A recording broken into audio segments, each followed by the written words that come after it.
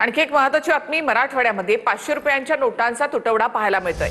ऐन लग्न सराईमध्ये बँकांसह एटीएम मध्ये सुद्धा खडखडाट दिसून येतो। रिझर्व्ह बँकेनं लक्ष घालून ही समस्या सोडवावी अशी मागणी अंबादास दानवे यांनी केली आहे।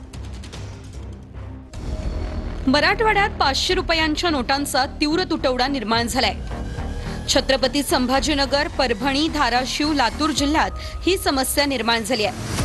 लग्नसराई आणि शेतकऱ्यांच्या मशागतीच्या काळात एटीएम मध्ये पैसे मिळत नसल्यानं नागरिक त्रस्त आहेत।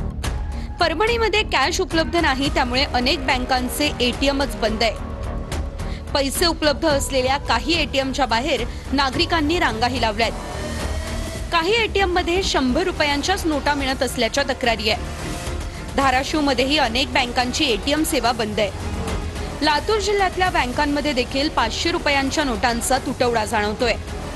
या प्रकरणात रिझर्व्ह बँकेनं लक्ष घालावं आणि समस्या तातडीने सोडवावी ही मागणी ठाकरेंच्या शिवसेनेचे नेते अंबादास दानवे यांनी केली आहे। लग्न सराई आहे, 14 तारखेला शेवटची तीद आहे। लोकांना चलनाची आवश्यकता असते, कॅश।